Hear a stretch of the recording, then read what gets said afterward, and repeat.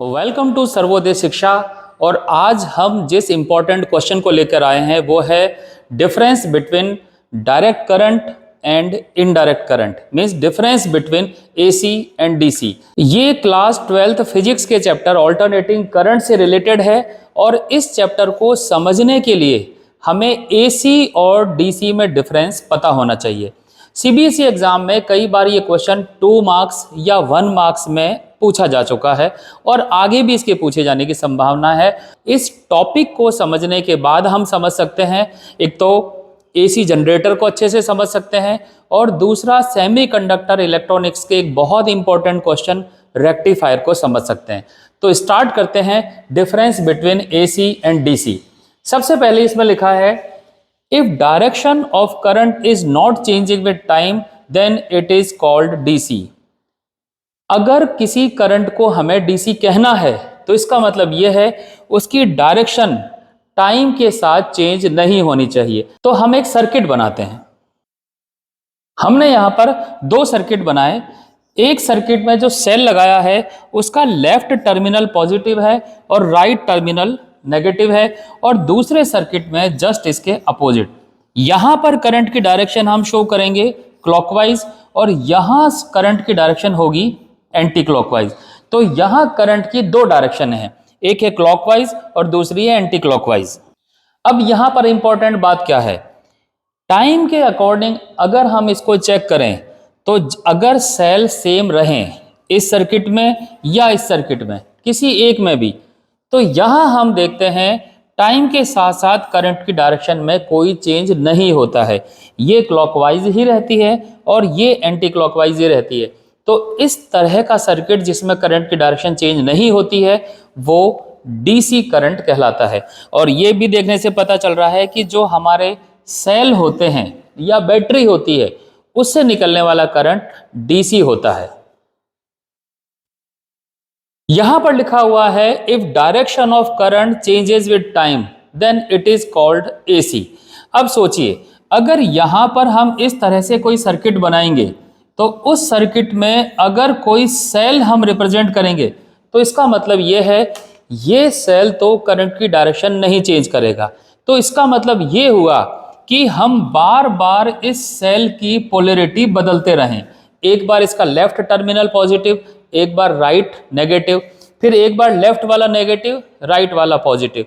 इस तरह से बार बार करंट चेंज करेंगे तब जाकर हम इसकी करंट को चेंज कर पाएंगे। और अगर ये डायरेक्शन चेंज होती रहेगी तभी हम कहेंगे कि ये एसी है, मींस ऑल्टरनेटिंग करंट है। एक इंपॉर्टेंट बात यहां ध्यान रखनी है, हम सिर्फ यहां डायरेक्शन चेंज करने की बात कर रहे हैं, ना कि मैग्नीट्यूड की।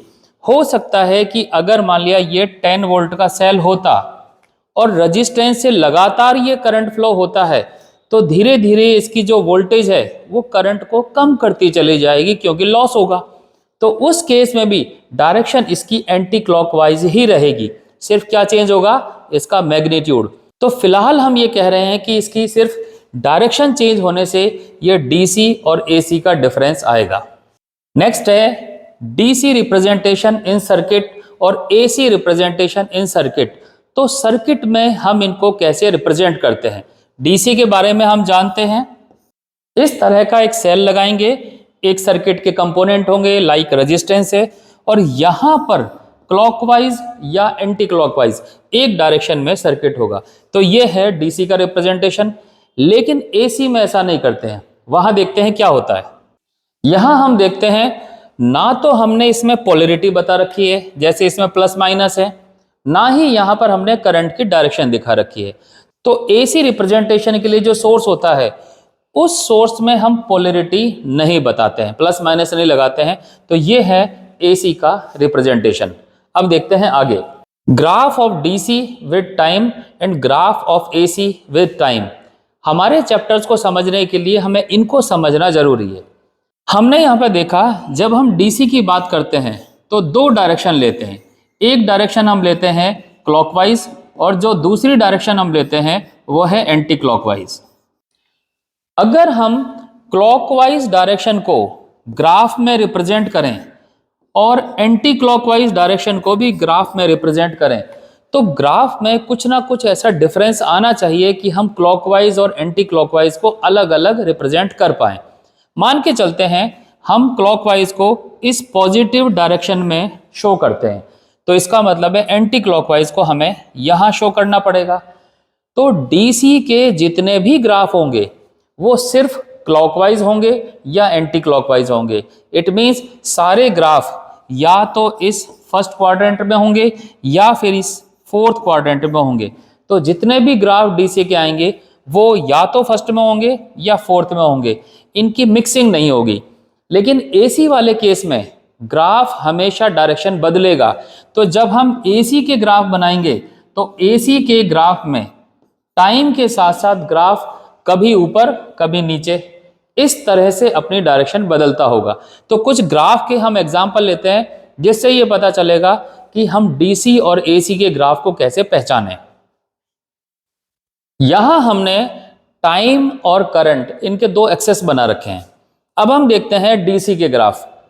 अगर हम ग्राफ इस तरह से बनाते हैं कि ग्राफ पूरा एक क्वाड्रेंट में ही बने, जैसे कि चाहे वो स्ट्रेट लाइन हो, चाहे वो इस तरह से साइनोसॉइडल वेव जैसा हो, चाहे वो इस तरह से स्क्वायर वेव टाइप का हो, किसी भी तरह का ग्राफ होगा। इन ग्राफ में हम देख सकते हैं सारे के सारे सिर्फ एक क्वाड्रेंट में ही बने हुए हैं। तो ये सारे के सारे डीसी हैं। This is constant DC and this is variable DC. इन सबके अलग अलग नाम भी हैं। This is square wave DC, this is sine wave DC, this is constant DC, लेकिन ये सारी डीसी है। आम तौर पर जब हम अपने टॉपिक को समझने के लिए जिस डीसी की बात करते हैं वो होती है कांस्टेंट डीसी। हालांकि ये एक प्रैक्टिकल डीसी नहीं है, प्रैक्टिकली हमें इस तरह से करंट नहीं मिलता है, पर समझने के लिए जिस डीसी को हम समझते हैं वो है ये। अब बात करते हैं एसी की। एसी में खास बात यह है ग्राफ दोनों डायरेक्शन में बनना चाहिए, जैसे कि ऊपर वाली साइड में भी और नीचे वाली साइड में। मीन्स यहां से यहां तक ग्राफ क्लॉकवाइज करंट को रिप्रेजेंट कर रहा है और नीचे की तरफ ये एंटी क्लॉकवाइज करंट को रिप्रेजेंट करता है। तो ऐसा नहीं है कि हमारे पास जैसा भी ग्राफ दिखाई दिया हमने सोचा ये सांप की तरह चल रहा है तो एसी होगा, ऐसा बिल्कुल नहीं है। इस तरह का ग्राफ ये भी है लेकिन ये डीसी है। इसी तरह से ये भी एक ग्राफ है जो कि है ट्रायंगुलर एसी। अगर ये पूरा ग्राफ एक ही साइड में होता, मींस एक क्वाड्रेंट में होता, तो ये ट्रायंगुलर डीसी कहलाता है। इसी तरह से ये वाला ग्राफ है, this is square wave AC, this is variable AC. ऐसा कोई ग्राफ होता जिसमें किसी तरह का कोई पैटर्न नजर ही नहीं आ रहा होता तो ये वेरिएबल एसी होता। तो इस तरह से हमें ग्राफ देख के भी एसी और डीसी की पहचान करनी आनी चाहिए। जो चैप्टर हम पढ़ते हैं उसमें हम एक तो इस वाले डीसी की बात करते हैं और एक इस वाले एसी की बात करते हैं। This is sine wave AC, जिसकी इक्वेशन हम लिखते हैं I equal to I not sine omega t. तो यह है टाइम के साथ साथ एसी के ग्राफ का रिप्रेजेंटेशन। अब हम बात करते हैं फ्रीक्वेंसी का एनालिसिस। फ्रीक्वेंसी है नंबर ऑफ साइकिल पर सेकंड।